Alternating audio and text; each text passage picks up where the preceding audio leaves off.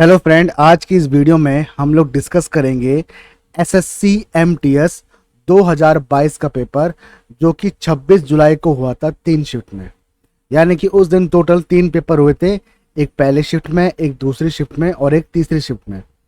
तीनों शिफ्ट के अंदर इंग्लिश सेक्शन के अंदर जितने भी वन वर्ड सब्स्टिट्यूशन और इडियम एंड फ्रेजेस पूछे गए थे वो इस वीडियो में हम लोग डिस्कस करेंगे। सबसे पहले हम लोग क्वेश्चन को पढ़ लेते हैं एक बार। देखिए क्वेश्चन कह रहा है कि इन the following question out of the 4 alternative choose the one which can be substituted for the given word oblique sentences. यानी कि यहाँ पे आपको साफ कहा जा रहा है कि आपको एक स्टेटमेंट दी जाएगी या आपको कुछ ग्रुप ऑफ वर्ड्स दिए जाएंगे और उसी के आपको 4 ऑप्शन दिए जाएंगे। उस ग्रुप ऑफ वर्ड्स या एक सेंटेंस का आपको वन वर्ड में आंसर देना है, उसी को हम लोग कहते हैं वन वर्ड सब्स्टिट्यूशन। जैसे कि पहला क्वेश्चन देखिए, पहला क्वेश्चन है हमारा a person who produces beautiful hand writing. इस स्टेटमेंट का आप लोग हिंदी में अनुवाद देखिए तो बनता है एक व्यक्ति जो सुंदर हस्तलेख बनाता है। अब ये एक स्टेटमेंट है, इसका आंसर आपको वन वर्ड में देना है कि उसे हम लोग क्या कहते हैं इंग्लिश में। देखिए आपको 4 ऑप्शन मिलेंगे। पहला ऑप्शन देखिए स्टेनोग्राफर, जिसका मतलब होता है आशुलिपि लेखक। उसके बाद देखिए फिलोसफर मतलब दर्शनात्मिक। उसके बाद कैलीग्राफर, सुलेखक और टाइपोग्राफर अक्षर संयोजक। तो यहां पर आपका जो करेक्ट आंसर होगा वो होगा ऑप्शन नंबर 3। ठीक है, ना तो स्टेनोग्राफर होगा, ना फिलोसफर होगा और ना ही आपका टाइपोग्राफर होगा। यहां पर आपका जो करेक्ट आंसर है वो है ऑप्शन नंबर 3। ठीक है, मतलब जिसकी हैंडराइटिंग बहुत ज्यादा सुंदर होती है और वो कोई सी भी हैंडराइटिंग को लिख सकता है उसे हम लोग कहते हैं कैलीग्राफर। ठीक है, ये आपसे पूछा गया था। पेपर आपका टोटली इंग्लिश में आता है, वहां पर आपके पास एक भी अक्षर आपको हिंदी का नहीं मिलेगा। यहां पर मैंने आपको समझाने के लिए दिया हुआ है। ठीक है, नेक्स्ट क्वेश्चन पे आते हैं हम लोग। नेक्स्ट क्वेश्चन देखिए a state of perfect balance मतलब पूर्ण संतुलन की स्थिति। जब एक ऐसी स्थिति आ जाती है कि दोनों तरफ से बैलेंस हो, ठीक है, उस स्टेट को हम लोग क्या कहते हैं, उस स्थिति को हम लोग क्या कहते हैं, इंग्लिश में पूछा गया है। देखिए पहला ऑप्शन है हमारा इक्विलिब्रियम मतलब संतुलन। उसके बाद एक्सटेम्पोर का मतलब होता है बिना तैयारी के। उसके बाद मेडिवल मध्यकालीन और लास्ट में है इरिवेलेंट मतलब निष्फल। तो ना तो यहाँ पे आपका इरिवेलेंट होगा, ना यहाँ पे आपका मेडिवल होगा और ना ही यहाँ पे आपका एक्सटेम्पोर होगा। बचा एक ही ऑप्शन, करेक्ट आंसर हमारा ऑप्शन नंबर फर्स्ट है इक्विलिब्रियम। ठीक है, जब सारी स्थिति बैलेंस हो जाती है उसे हम लोग कहते हैं इक्विलिब्रियम यानी कि संतुलन। ठीक है, नेक्स्ट क्वेश्चन पे आते हैं हम लोग। नेक्स्ट क्वेश्चन है हमारा a place for storing grains अनाज रखने का स्थान मतलब एक ऐसी जगह जहां पर हम लोग गेहूं वगैरह जो भी हमारे ग्रान्स होते हैं, हमारे जो अनाज होते हैं, उसको हम लोग एक जगह इकट्ठा करते हैं। ठीक है, ज्यादातर उसे हम लोग गोदाम कहते हैं, लेकिन इंग्लिश में देखिए उसका प्रॉपर वर्ड क्या है। देखिए पहला है ट्रेजरी मतलब खजाना। उसके बाद देखिए अपेरी मधुमक्खियों के पालने का स्थान। अवेरी पक्षी जाल। देखिए ये दोनों वर्ड काफी इंपॉर्टेंट है, मैं यहाँ पे स्टार लगा रहा हूं, अक्सर पूछे जाते हैं। अपेरी का मतलब होता है मधुमक्खियों के पालने का स्थान, मतलब जहां पर हम मधुमक्खियों को पालते हैं ताकि उसका शहद निकाल सके, तो ऐसी जगहों को हम लोग कहते हैं अपेरी। ठीक है, और तीसरा है हमारा अवेरी। अवेरी का मतलब होता है पक्षीशाल, जहां पर हम लोग बर्ड्स को रखते हैं। ठीक है, उसे हम लोग कहते हैं अवेरी, जहां पर आपको वैरायटी ऑफ बर्ड्स मिल जाती है, पक्ष। ठीक है, उसे हम कहते हैं अवेरी। और चौथा ऑप्शन है हमारा गिनेरी। इसका मतलब होता है धान्यागर मतलब ऐसी जगह जहां पर हम लोग अनाज रखते हैं। तो हमारा करेक्ट आंसर क्या होगा, ग्रेनरी। ऑप्शन नंबर 4 हमारा करेक्ट आंसर होगा। ना तो पहला आंसर सही है हमारा, ना दूसरा सही है और ना ही तीसरा सही है। करेक्ट आंसर क्या है हमारा, ऑप्शन नंबर 4 ग्रेनरी। ठीक है, अगले हम आते हैं अगले वर्ड पे। अगला जो हमारा क्वेश्चन है अ ग्रुप ऑफ फिश। ठीक है, मछलियों का एक समूह को हम लोग क्या कहते हैं। ठीक है, देखते हैं ऑप्शन। पहला है ट्रूप। ट्रूप का मतलब होता है टोली। उसके बाद देखिए बंच। बंच का मतलब होता है गुच्छा। उसके बाद देखिए लिटर। लिटर का मतलब होता है कूड़ा। और लास्ट में देखिए स्कूल। स्कूल का मतलब होता है मछलियों का समूह। देखिए एक स्कूल का मतलब होता है विद्यालय,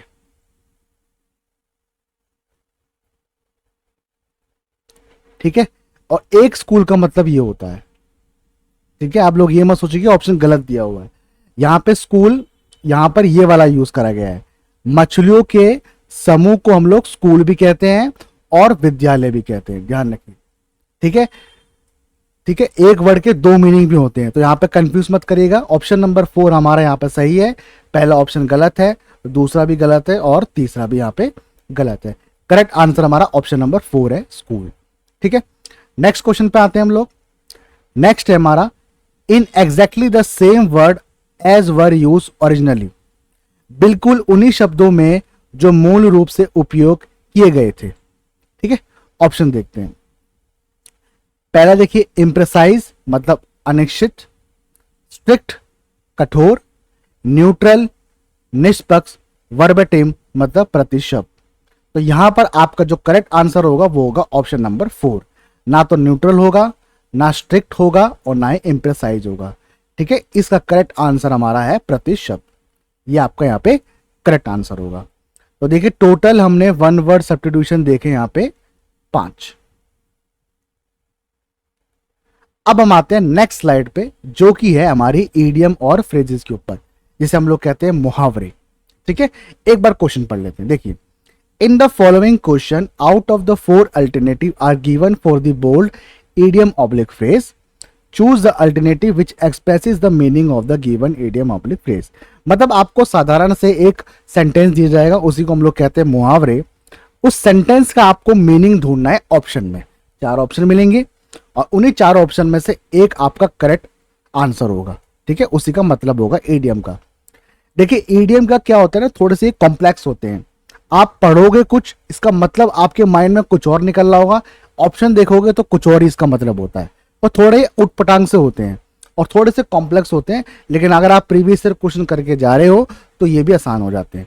देखिए पहला क्वेश्चन हमारा, every cloud has a silver lining. अब देखिए इसको ऐसा लग रहा है कि हर बादल के पास एक सिल्वर कलर की लाइन होती है, इसका तो मतलब यही निकल रहा है हमने पढ़ने के बाद। लेकिन देखिए ऑप्शन में इसका क्या मतलब निकलेगा, देखते हैं एक बार। पहला ऑप्शन देखिए, doing something with thoroughness and passion, मतलब पूर्णता और जुनून के साथ कुछ करना। उसके बाद don't cry over what has happened as it cannot be fixed, जो हो गया उस पर मत रो क्योंकि उसे ठीक नहीं किया जा सकता।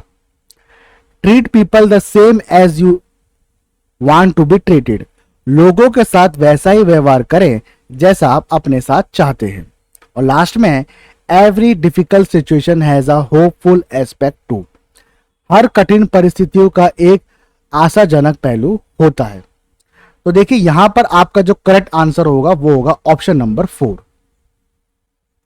ठीक है, every cloud has a silver lining, इसका मतलब होता है हिंदी में, हर कठिन परिस्थिति के का एक आशाजनक पहलू होता है। मतलब हर कठिन परिस्थिति के बाद एक आशा की किरण उसमें जरूर होती है। ठीक है, अब देखिए पढ़ा हमने कुछ और था, ऑप्शन में कुछ और निकला, इसलिए ईडियम फ्रेजेस ना थोड़े से कॉम्प्लेक्स होते हैं, ध्यान रखिएगा और आपको ध्यान से सॉल्व करना है इसमें।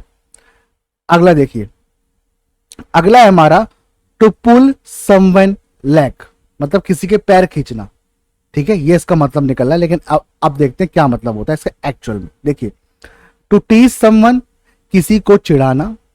टू प्रोटेक्ट समवन, किसी की रक्षा करना। टू विश समवन लक, किसी को शुभकामनाएं देना। और लास्ट में है टू मेक समथिंग, कुछ बनाने के लिए।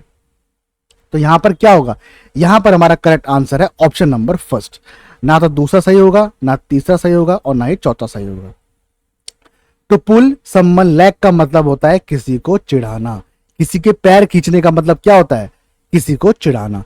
ठीक है, नेक्स्ट पे आते हैं। नेक्स्ट हमारा, castle in the air. Castle in the air, option देखते हैं। एक्वायर समथिंग हॉनेस्टली, ईमानदारी से कुछ हासिल करो। अनरियलिस्टिक प्लान, अवास्तविक योजना। वेरी एक्सपेंसिव, बहुत महंगा। पॉल्यूटेड एयर, प्रदूषित वायु। तो यहां पर आपका देखिए करेक्ट आंसर क्या होगा, ऑप्शन नंबर 2। ना तो पहला सही होगा, ना तीसरा सही होगा और ना ही चौथा सही होगा। कैस्टल इन द एयर का मतलब होता है अवास्तविक योजना, मतलब अनरियलिस्टिक प्लान। ये आपका यहां पे क्या है, करेक्ट आंसर है। ठीक है, नेक्स्ट पे आते हैं हम लोग। नेक्स्ट हमारा last straw. Last straw option देखते हैं। पहला है the last ray of hope in an unfortunate situation, दुर्भाग्यपूर्ण स्थिति में आशा की आखिरी किरण। उसके बाद द लास्ट फाइनेंशियल रिसोर्स, अंतिम वित्तीय संसाधन। The only option left after a series of unsuccessful attempt, असफल प्रयासों की एक श्रृंखला के बाद एकमात्र विकल्प बचा है। और लास्ट में है the final problem in a series of problem that make the situation intolerable, समस्याओं की श्रृंखला में अंतिम समस्या जो स्थिति को असहनीय बना देती है। देखिए लास्ट स्ट्रॉ का यहां पे जो हमारा करेक्ट आंसर होगा वो होगा हमारा ऑप्शन नंबर 4। ठीक है, ना पहला सही है, ना दूसरा सही है, और ना ही तीसरा सही है। The last straw, last straw का मतलब होता है समस्याओं की श्रृंखला में अंतिम समस्या जो स्थिति को असहनीय बना देती है। The final problem in a series of problem that makes the situation intolerable, ये इसका मतलब होगा। ठीक है, नेक्स्ट पे आते हैं। नेक्स्ट हमारा गेट कोल्ड फीट, इसका क्या मतलब होता है? देखिए पहला देखिए टू गेट नो रिजल्ट, कोई परिणाम नहीं पाने के लिए।